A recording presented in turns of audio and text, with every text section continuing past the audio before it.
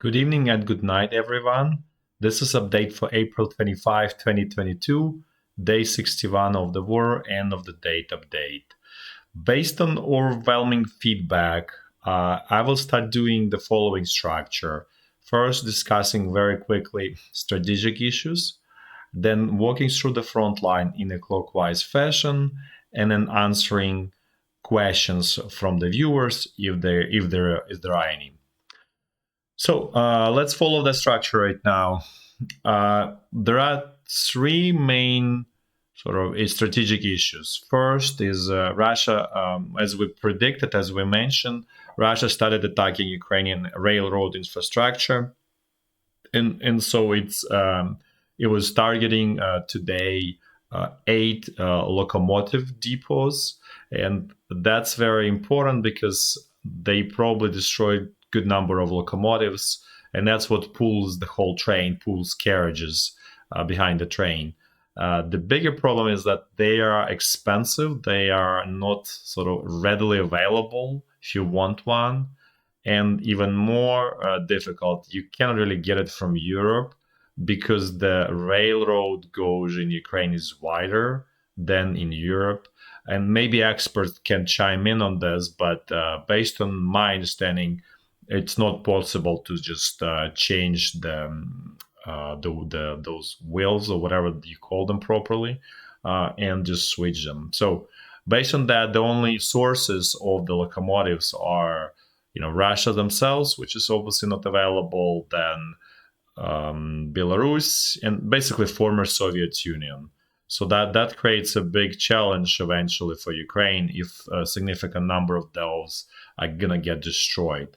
And we believe that this is just the beginning. If Russia sees that this doesn't help, they will increase the pressure on Ukrainian infrastructure. They probably will get to targeting rail, just maybe starting with railroad bridges across Dnipro River, which is a pretty wide river and separates Ukraine basically into two halves.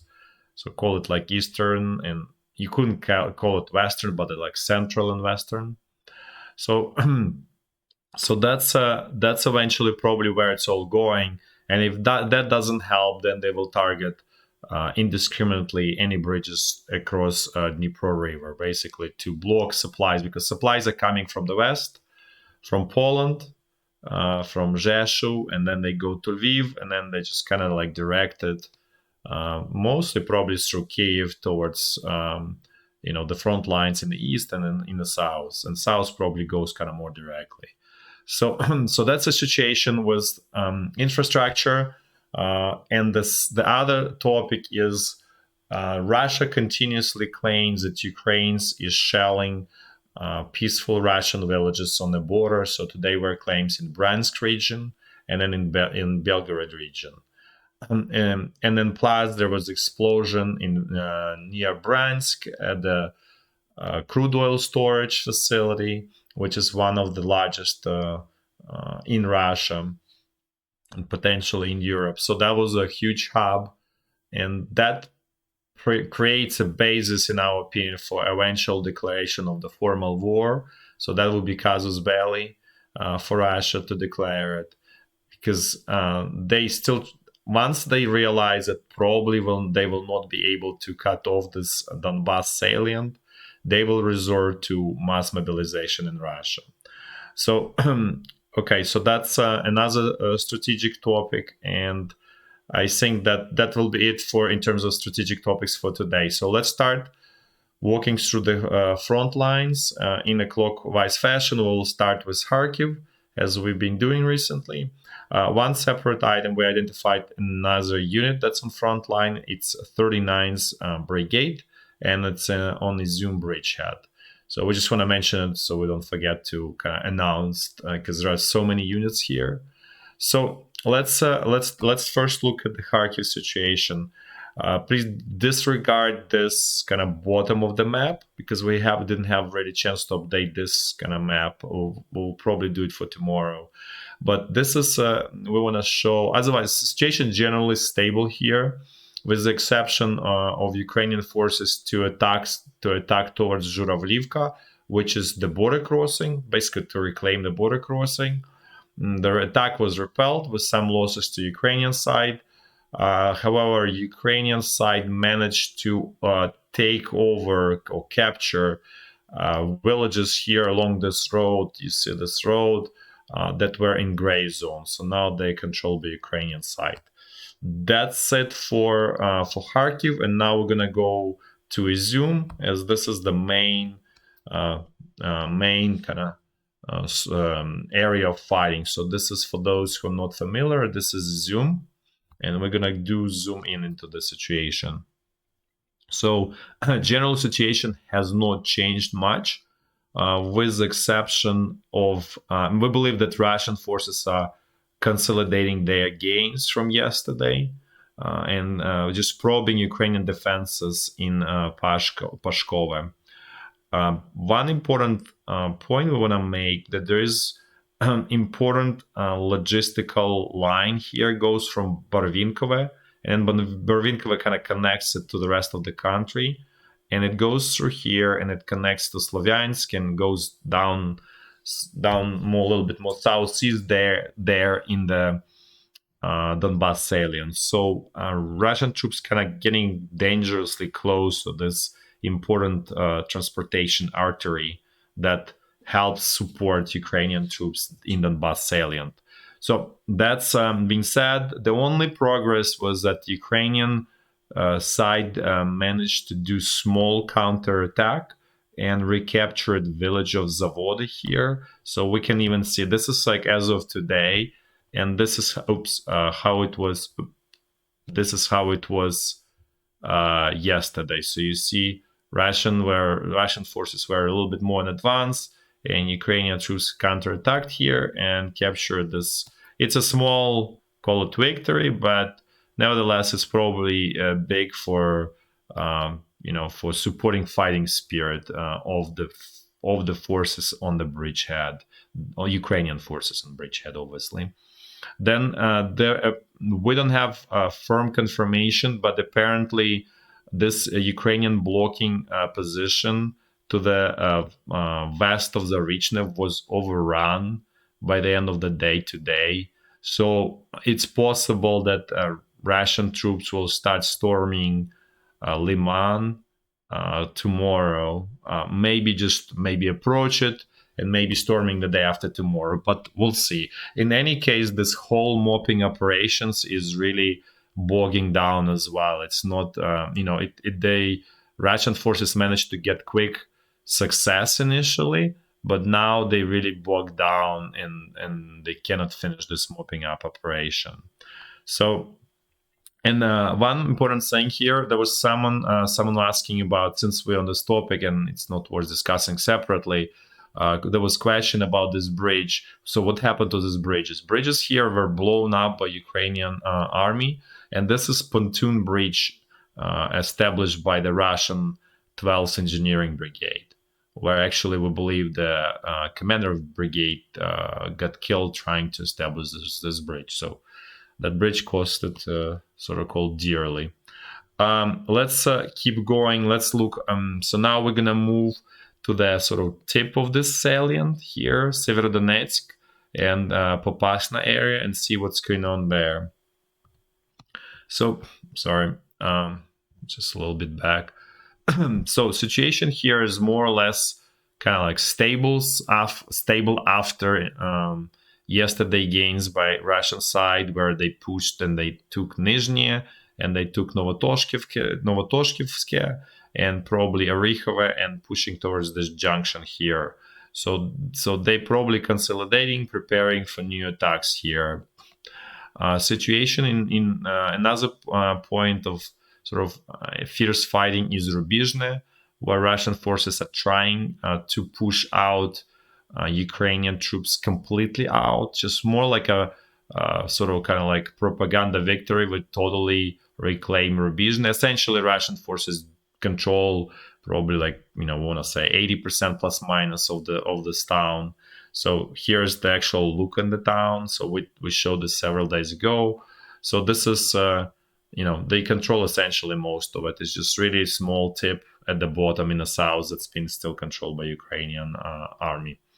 So now let's look at actually a little bit at situation in Popasna. Nothing changed there. We just want to kind of, since we have it, we'll show it again.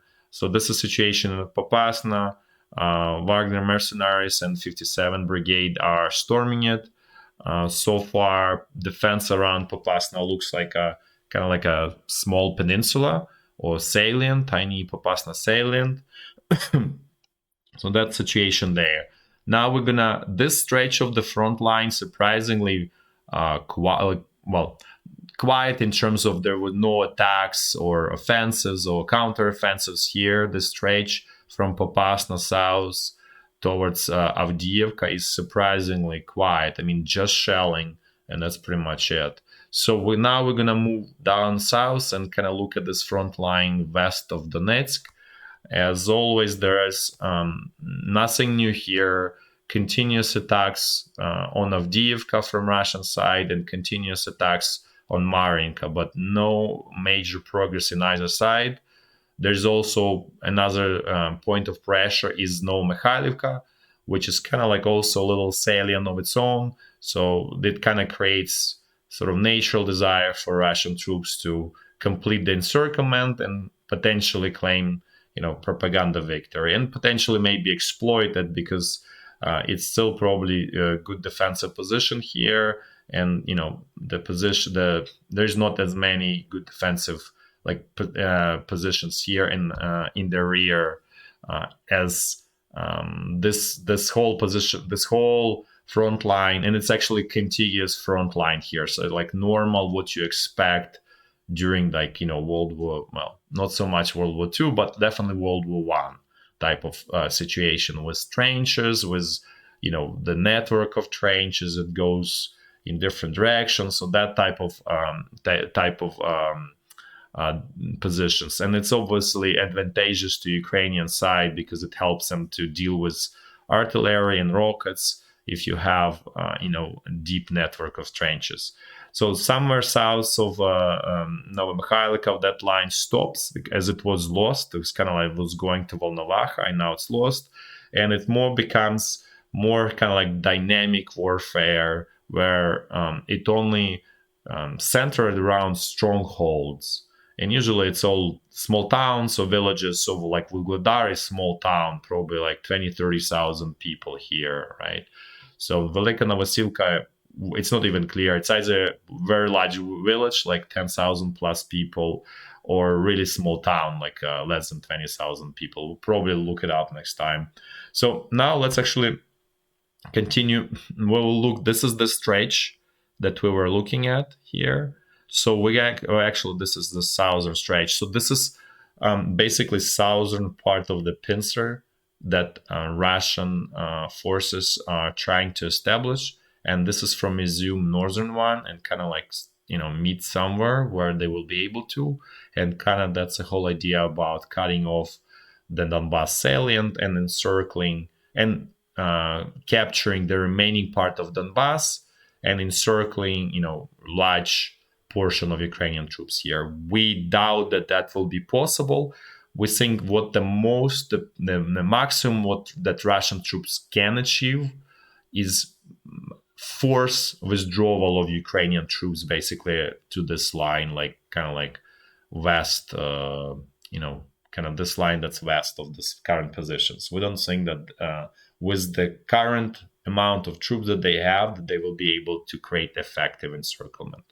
However, let's look actually now here in this area in the southern kind of pincer, because there were developments yesterday and we're not able to fully update the map. Now it's better shape. We updated it.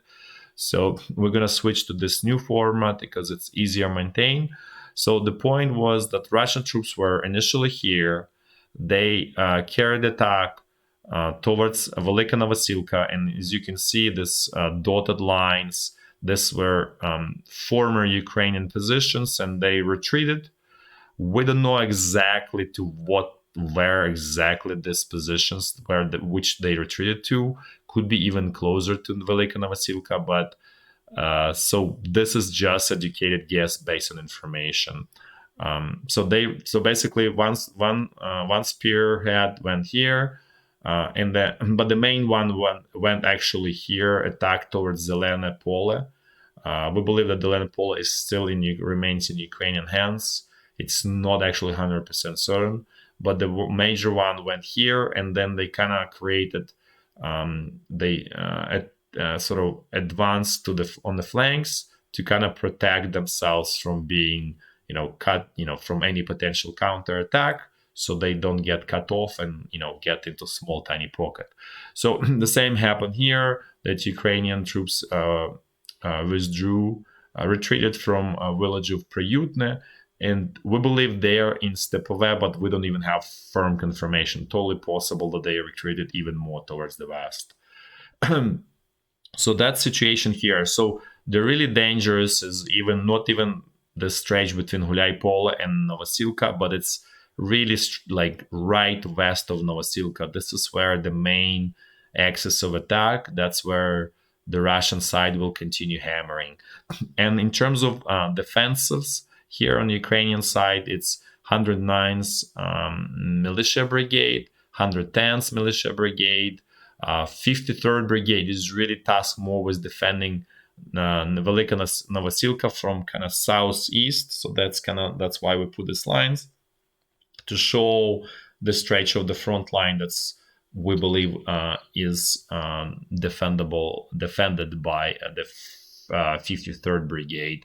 There's also remnants of the 503rd Battalion here. It's really at this point it's less than 100, less than 100 people. So it's honestly not terribly meaningful, but we just want to keep it for the sake of kind of like tracking everything and knowing where everything is.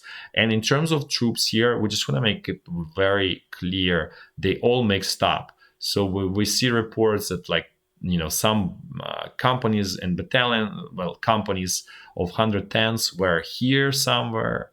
So it's a mess because Ukrainian side received a blow, and it usually creates mass on the side who received strong blow. So there is also, we believe, that 30 units of 35th Naval Brigade operating in Gulyaypole and to the west of it.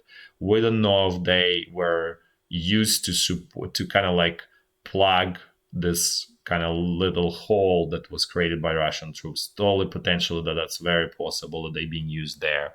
And the most sort of like a backbone of the attack is carried out by the 19th Division at this point. There is a chance there are other units that we have on the list that we don't know where they are, and it's possible that they're helping, because at this point, even 19th Division is plus minus 10,000, but with the number of Ukrainian troops, it's becoming more or less even. So, and they need to have a strong advantage. So there's probably other units supporting 19th Division here. Let's now, we'll quickly just look at the Mariupol. There's not much there, and we'll kind of continue moving towards west. So in Mariupol, as we discussed before, the core of the defenses is Azovstal.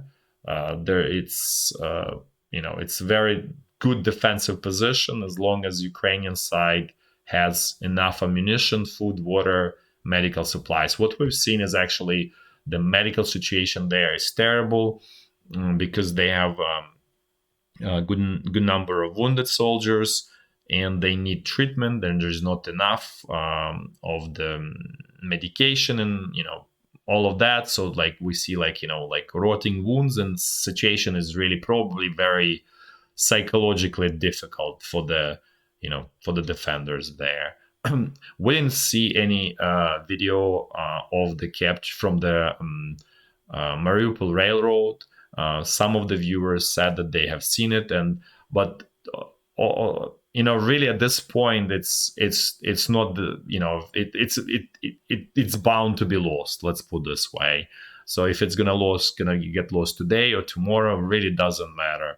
What really matters is that it's nearly impossible to Russian president Putin admitted it's impossible to capture Azovstal. So they will just, Russian troops will just surrender, create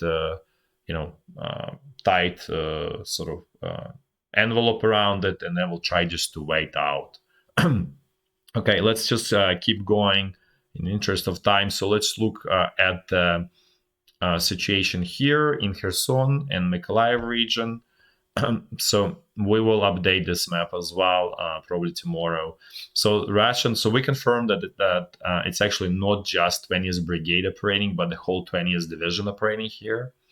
And they carried out attack towards Ukrainian 59th Brigade, which was repelled with some losses to the 20th Division. So otherwise, there is nothing new here.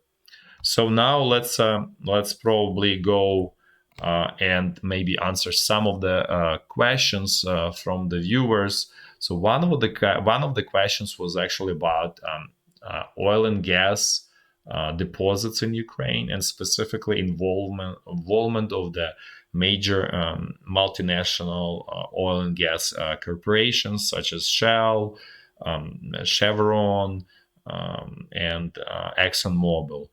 So the history of this whole situation goes back to Yanukovych times, and he granted exploratory licenses to Shell and Chevron here in the northern part of Donbass region around here.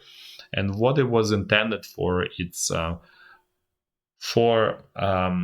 so they have the geological structure there is lime, and that's where usually opportunity for fracking.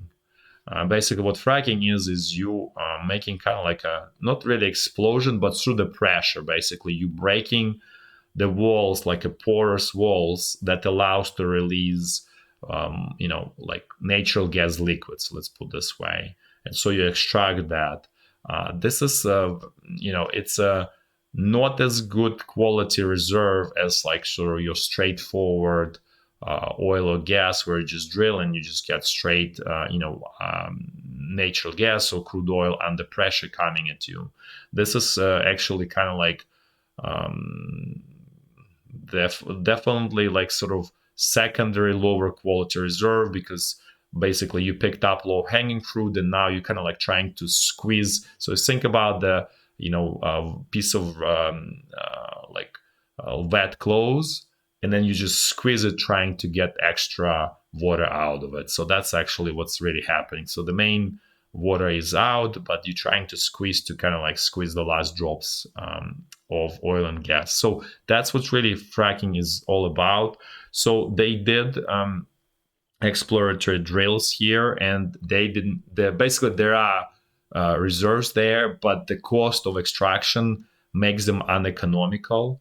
So there is not much to kind of, there's no some kind of like Saudi Arabia stuff or anything like that. It's in the first place of much like very, very poor quality, and it turns out that even those reserves that are of poor quality are uneconomical to extract them.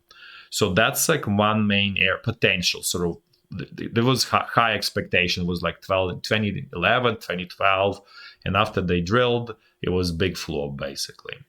So, but somehow there's tied to conspiracy theories that pushed by Russian propaganda, that all of these multinationals are pushed out Yanukovych and he fled to Russia because they wanted to take to themselves, oil and gas reserves, this huge potential natural gas reserve here. So it turns out there's nothing. It's basically just propaganda and lies, and there's really not much there. So otherwise, Ukraine has like old oil reserves, and they are here in Kharkiv region and also in eastern part of Poltava region. But they don't produce enough oil for Ukraine to be self-sufficient. So this helps probably, we don't know percentages, but let's say, to get like 30, between 25 and 35% to cover of the oil needs. So Ukraine is definitely not self-sufficient in crude oil. It's a crude oil importer. And actually, For the most part, it doesn't even import crude oil. It actually, what it does, it imports directly gasoline and diesel fuel. There's another energy kind of like area in Ukraine, and this is even older one. This is here in the west, like around the Carpathian Mountains. This is mostly natural gas. Used to be also crude oil, but it was, it's like really old, from like 150 years ago. So all of the reserves were exhausted essentially. And for the most part, this is being used as actually for natural gas storage here.